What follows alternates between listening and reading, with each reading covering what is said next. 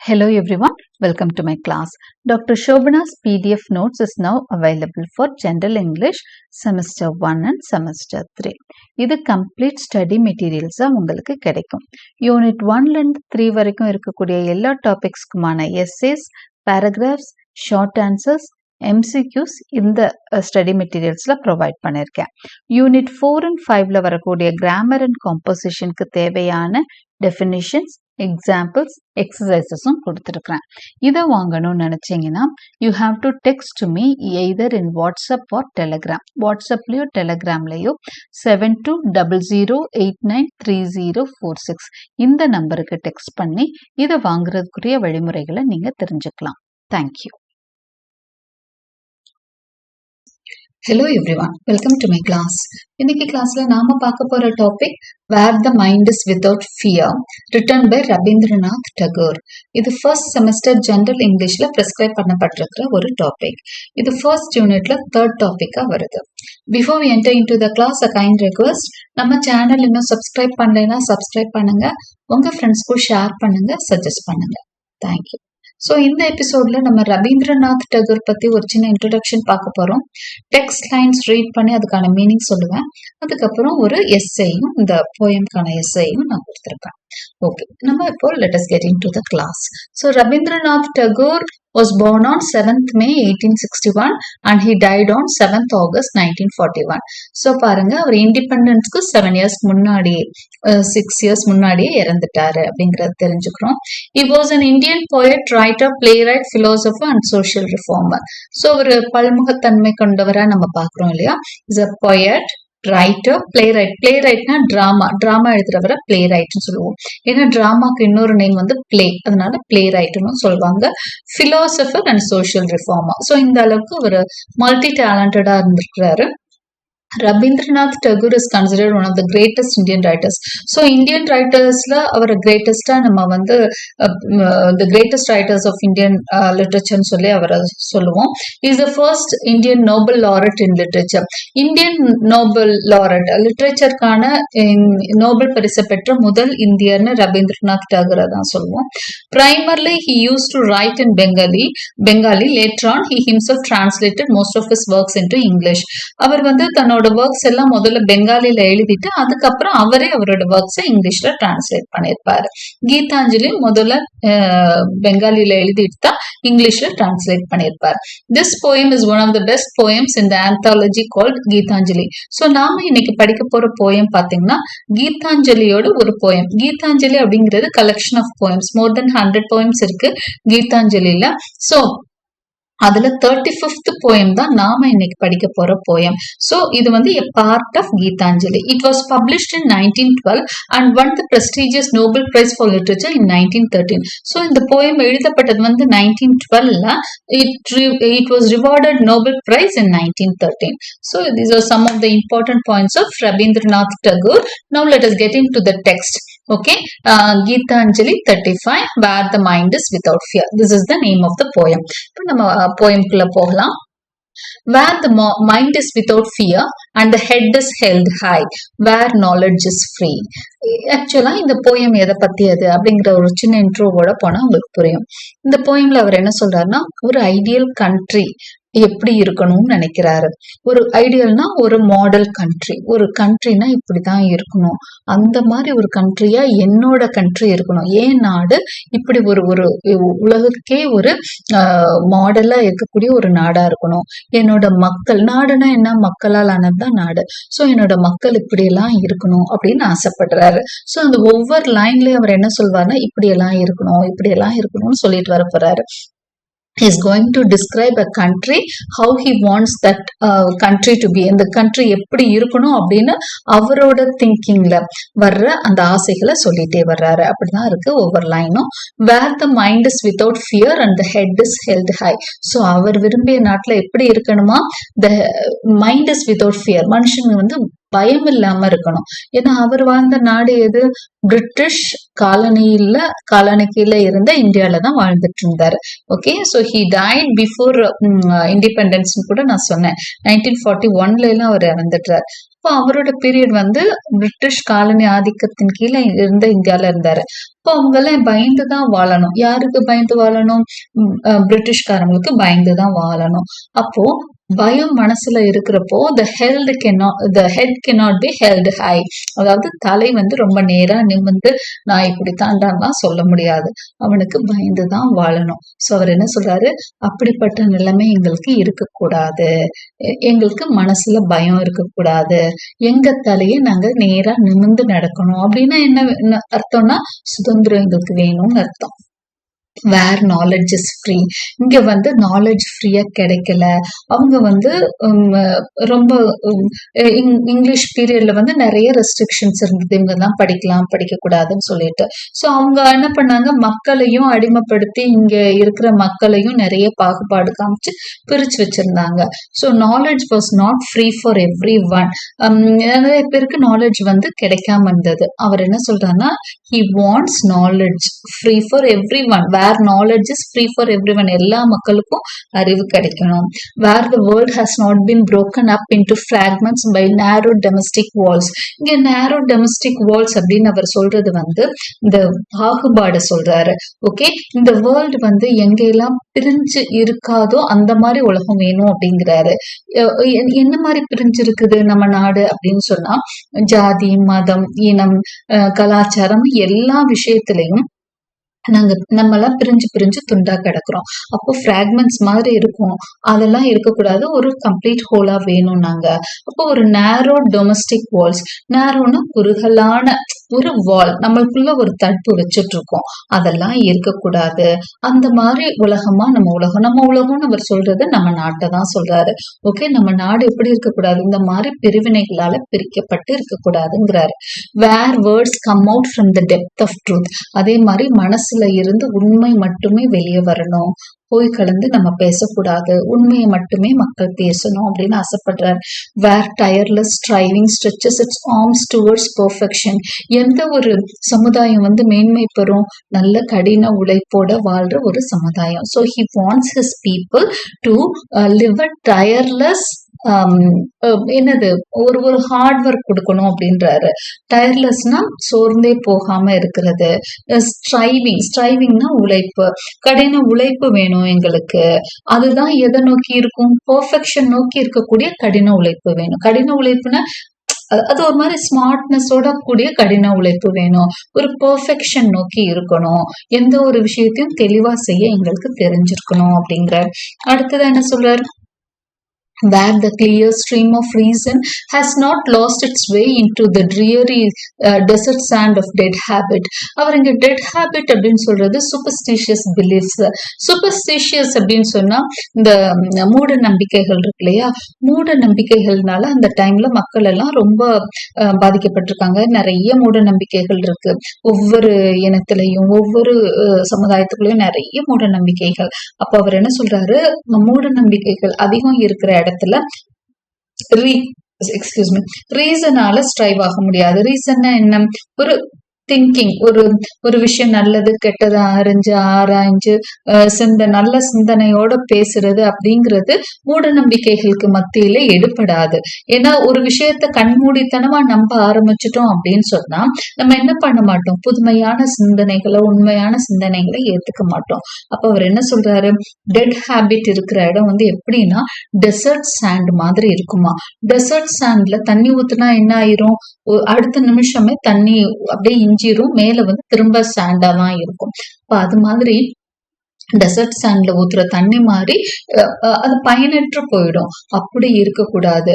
அப்ப ரீசன் என்னவா இருக்கணும், ஒரு தெளிவான ஒரு சமுதாயத்துக்கு தான் வேணும். அப்ப மக்கள் எல்லாம் அந்த மூட நம்பிக்கைகளை விட்டொழிக்கணுங்கிறார். Okay, where the clear stream of reason. அப்போ நல்ல சிந்தனையோட செயல்படணும். அப்போ it should not lost its way in the dreary desert sand of dead habit. அந்த மாதிரி சிந்தனைகள் வந்து மூட நம்பிக்கைகள் அதிகம் இருக்கும் இடத்துல இருக்க முடியாது. அதனால அந்த பழக்க பழக்க வழக்கங்கள்லாம் ஒழியணுங்கிறார். Where the mind is led forward by the into ever widening thought and action.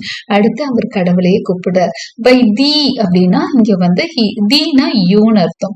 இந்த இடத்துல அவர் கடவுள்கிட்ட பேசுற மாதிரி தான் ஒவ்வொரு போயமும் அமைஞ்சிருக்கும். சோ அவர் வந்து இங்க தீன்றது காட தான்.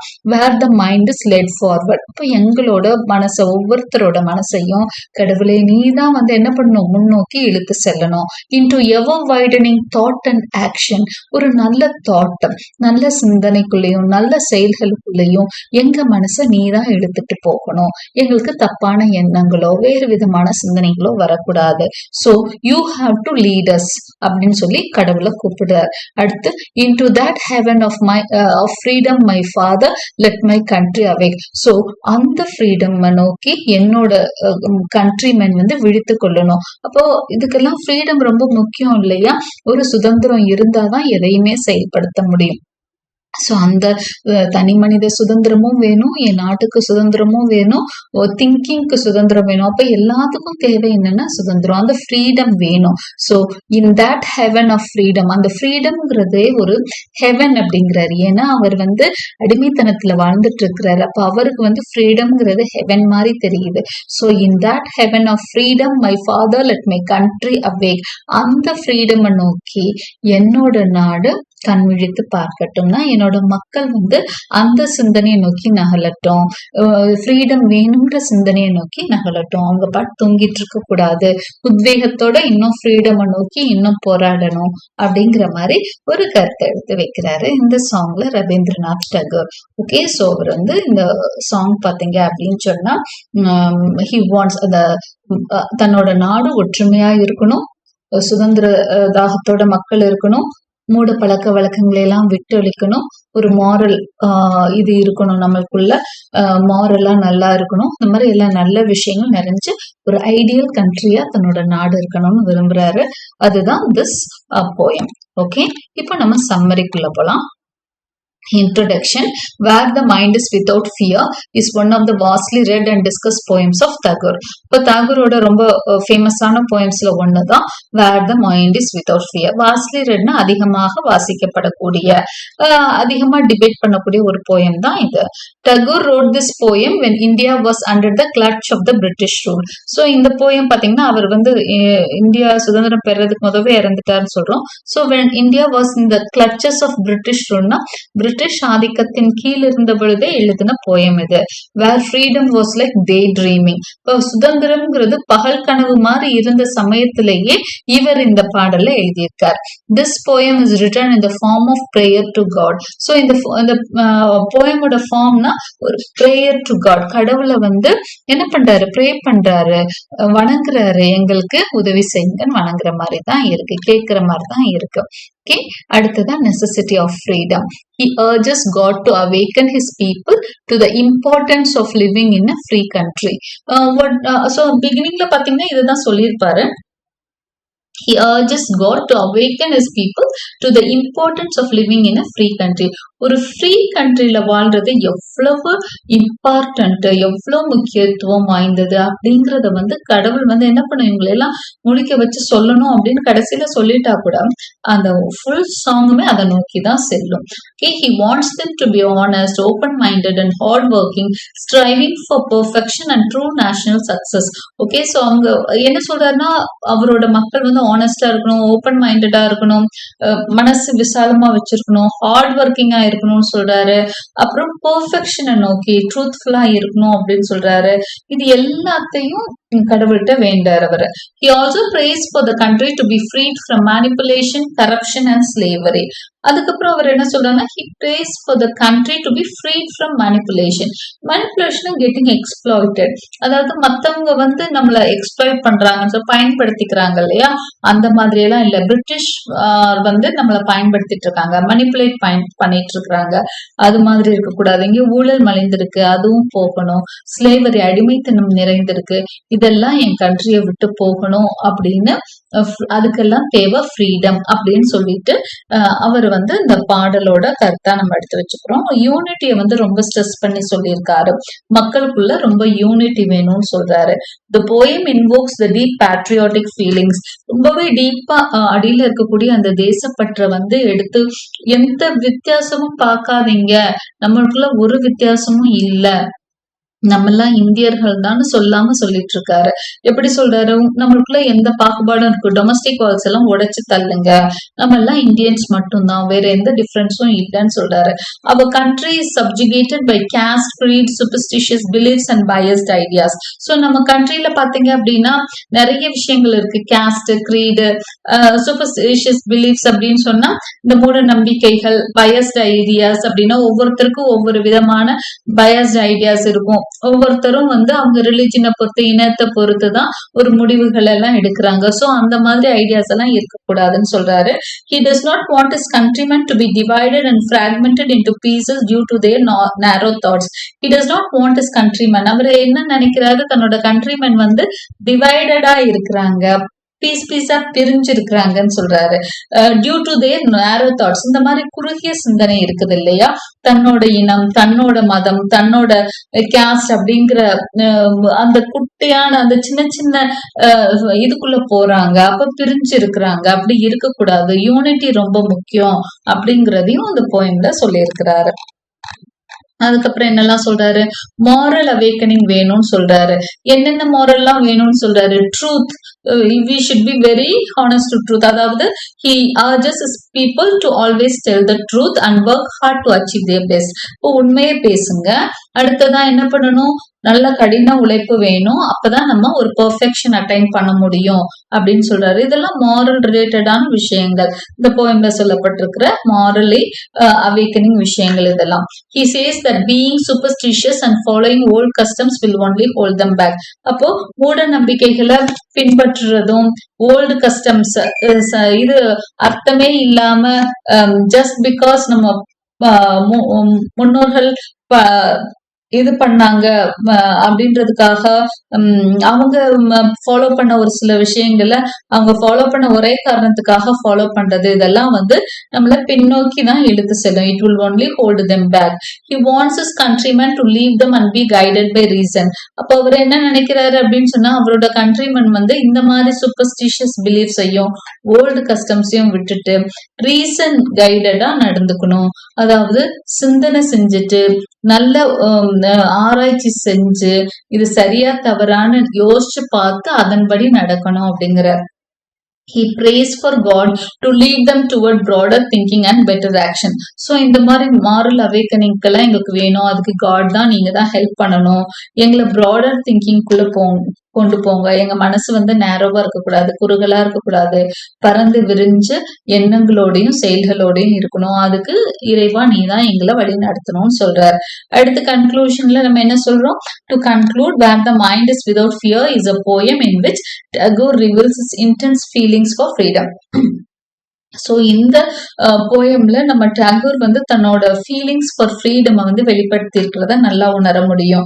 அந்த போயமோட ஃபுல் மீனிங்கே ஃப்ரீடம் இருந்திருந்தா நிறைய பிரச்சனைகள் சால்வ் ஆயிடும்ன்ற மாதிரி தான் இருக்கும். His poem is universal in its appeal. So இந்தியாவுக்குன்னு அவர் வந்து இதை சொன்ன மாதிரி இல்லை, யூனிவர்சலான ஒரு எல்லாருமே இதை பத்தி யோசிக்க வேண்டியதுதான். ஏன்னா என்ன சொல்லியிருப்பாரு அப்படின்னு சொன்னா, ஃப்ரீடம் இருக்கணும், ஒவ்வொரு மனுஷனும் எப்படி இருக்கணும், நிறைய யூனிவர்சலான விஷயங்களும் நிறைய சொல்லியிருப்பாரு. And envisions happier future for mankind. மனித குலம் வந்து எப்படி ஹாப்பியரா இருக்கணும், வருங்காலத்துல மனித குலம் சந்தோஷமா இருக்க என்ன வழிமுறைகள், அதுக்கெல்லாம் என்னென்ன மாதிரி மனுஷன் நடந்துக்கணும்ன்ற விஷயங்கள்லாம் பேசியிருப்பாரு. சோ அந்த மாதிரி ஒரு போயமா தான் நம்ம where the mind is without fear பார்க்கலாம். Okay, hope you like my explanation. Like and subscribe my channel for more such videos. Press the bell icon for continuous notifications, and thank you for watching.